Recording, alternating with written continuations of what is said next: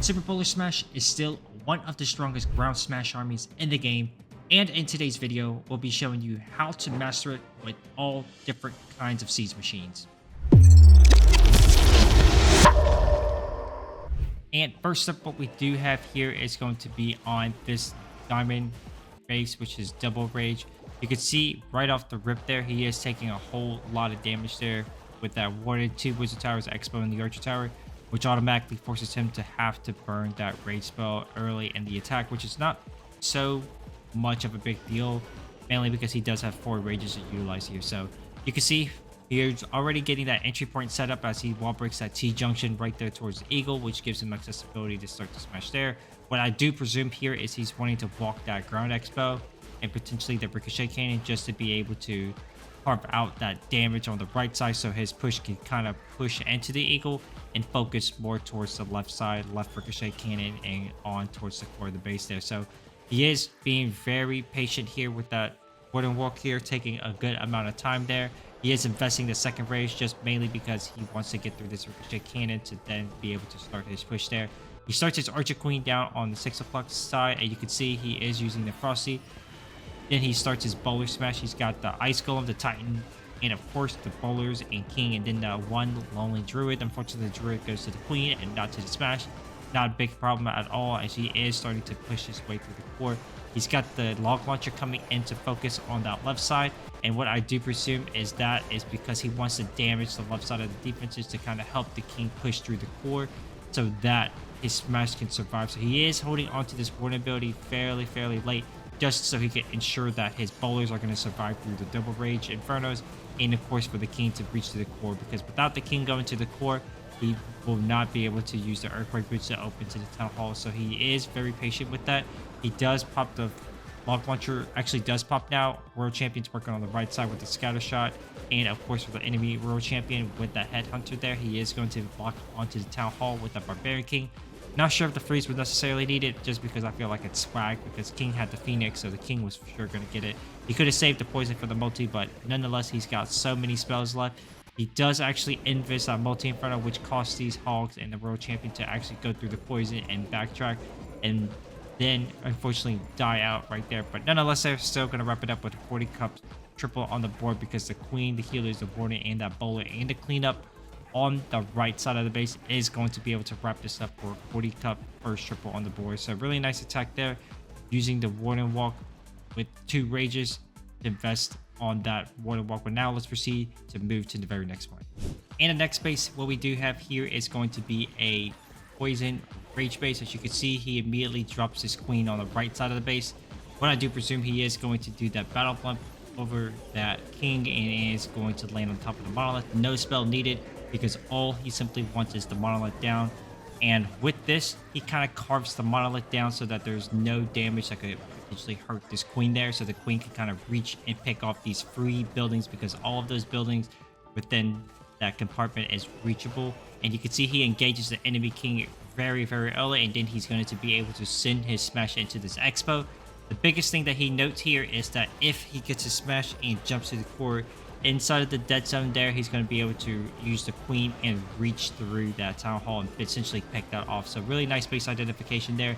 He is going to send the king off separately on his own little journey there, but otherwise he does have his ice golem, bowlers, queen, and that druids on top of the entire smash to be able to push through that core. So he is being patient with the spells, being patient with the warden ability. You can see right when he drops that rage spell, he is waiting and utilizing that freeze. Once that freeze wears off, he then pops the warden ability. So not necessarily using the warden as early as a lot of people would expect, but utilizing it quite fairly late, and once everything is in the middle of the base, just to preserve all of those damage and the rage effect. A really nice timing on all of that to add up together. He is still having that world champion in the pocket, which I am going to presume he's going to use it towards that 9 o'clock side just to push the expo and the multi inferno. Still hasn't dropped it, but look at the amount of spells he has. He's got a rage, invis, and of course the freeze in the back there. The healers unfortunately does split. It goes to the titan, but thankfully with the archer queen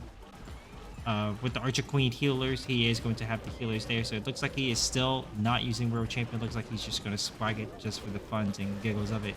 But yep, with all the amount of spells and how much the bowlers got through the core of the base, definitely did not need the world champion there. So really nice attack there. Unfortunate, he does actually use the world champion knowing that the time was going to be a problem because the queen does actually fall out. But very nice being able to swag for space of spells. And next up is going to be on a rage poison base again, but this one's kind of like a box, or actually should I say it's more so like a teaser base because of how the town hall is structured. It's kind of focused on that one side of the base, which is essentially right there with only the king and of course both of those expos protecting it.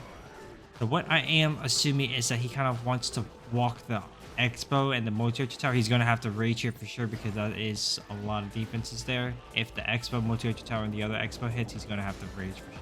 So he does actually pop the rage there just to be able to take down the expo and the multi-archer tower. You can see he is going to play it safe and utilize that invis spell that he has. You can see he is starting the early queen there because what I'm going to assume is he is going to actually go right into the scatter. But nothing too crazy here. This is very, very classic. He does have the battle plump selected, which is again very versatile with how you use your siege machines here, knowing that you don't necessarily need a siege break to protect the queen because all of those buildings are reachable and again not so much damage. He is going to send the battle plump right behind, and you can note that he delayed the battle plump just as the smash is pushing through the core, so he can time this warden ability as he goes through the core rage spell and of course through the CC monolith. A really nice timing on that. The blimp actually triggers the poison and now is not going to be affected by this. And with the help of the king ability, it opens up the entire core, giving him the access through the entire rest of the base. You can see the healer staying up is going to be the biggest help here because he's going to have the entire healing effect throughout the course of this attack there. King with Phoenix is going to be able to potentially do damage onto the CC and take out the monolith. He still has a world champion, which he does actually use behind the queen to kind of protect the queen so the queen can stay up for cleanup. Super Dragon CC is a bit annoying as it is going to be able to finish off this entire army there that's into the core. Had he had a troop that was able to finish that off, that would have been able to keep his bowlers alive. But nonetheless there, he still has two freezes, a hog, a haste, and of course that haste file. So he is going to have the hogs and of course the queen ability still intact because he does have the magic mirror. So really nice job there. Unfortunate with all of the bowlers down, but that's what happens when you go against a CC that you can't really kill with bowlers or the warden unless you're essentially relying on your warden to basically target that. So he does actually walk away with the 40 cups there, only swagging just a queen ability and of course having the world champion and of course that yeti and some cleanup troops. And next up is going to be on a double invis base because I know a lot of people are going to be asking how do you approach a double invis base. So one thing to note here is that if you do end up taking a Skelly spell, you could Skelly donut a invis tower, otherwise utilizing log launcher here to actually trigger it. And what Anthony does here is actually Sui his king inside of that compartment because you could see with the king gauntlet and the earthquake, or not the gauntlet, the king earthquake boots and the spiky ball is going to be essentially being able to clear out this entire compartment there. So that is one thing that's really, really nice that he does here, is that knowing that he gets activated with the log launcher and then use the king ability for it makes the king survive through after that. So really nice approach there. Something out of the ordinary you don't really see too many people utilize, but nonetheless here Warden Walk is going to pick off that single. He did actually invest a rage and a freeze there, but you can essentially see how narrow his funnel is because now all he has left is that L shape, which is going into the eagle, up toward the scatter, and back up to the monolith there. So that is going to be what we're going to be looking for. I'm assuming he's going to want to pop this warden ability the second he gets into that invis tower comp, just so he can actually preserve and keep all of the troops left alive while in that invis. So you can see the NATO does pull the bowlers inside, and he does react to it immediately by investing in invis because he noticed the healer swap was going to the bowlers.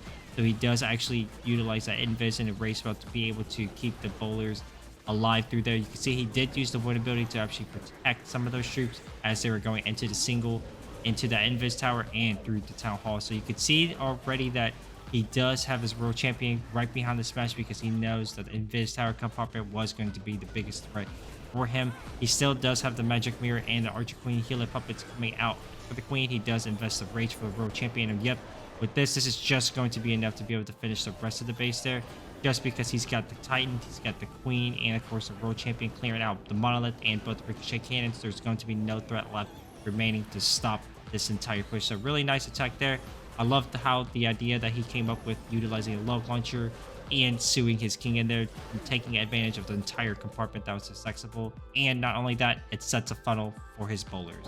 And finally, we do have here is going to be another double poison base, but this one's more so against the fireball hits and of course some other super witch hits or rocket hits. So he is going to start off with the early warner walk. Now the first thing that I do notice that he is doing the warner walk there, and what the funnel is going to be here is quite very super narrow, and he does a really good job about establishing the funnel there, because he is doing a small warner walk, taking advantage of the dead zones that's in front of the scattershot compartments, knowing that that is not going to be a huge threat because he's trying to get everything into the middle of the base there. So utilizing the warden for that one small funnel, utilizing the Queen of Siege Barrack for that other portion, he's going to be able to get a direct pathing of a push right into the middle of the base there. So again, another Super Dragon CC. Not sure, I think everyone's still running the Super Dragon from the Event Troop season, so I'm not sure why people still have not changed, but nonetheless taking full advantage of it. You can see he got the King, the Bowlers, the Titan, the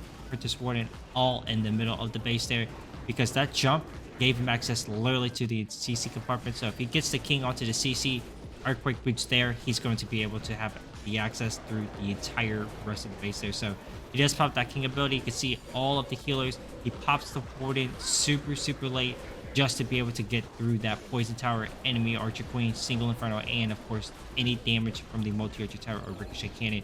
He does actually support the bowlers by putting the World Champion on the 3 o'clock side to push the bowlers back up towards the left. Since Queen's working on the left side, he's going to get the World Champion on the right side, so everything can essentially collapse onto that monolith. So really nice funnel there. I think the biggest thing of this attack that went well for him was identifying that this base had dead zones, which makes funneling very easy for him. Unfortunately, this base is not as good against the Rewriter pathing with those dead zones, but not against the bowlers, because the bowlers were able to cruise through the core, and with the King ability, it was able to open through the rest of the base there. So really nice established on this entire attack. That will do it for us here today in this video. Now, obviously, of course, if you guys like this video, make sure you guys go ahead, give it a thumbs up, and subscribe for more videos just like this. Now, just so you guys know, I will go ahead and link the army composition that Anthony did provide us down in the description and comments, so make sure you guys go check that out. Again, huge shout out to Anthony for allowing us to cover those attacks and share with you all that strategy. But that'll do it for me in today's video. Until then, I'll catch you all in the very next one. Peace out.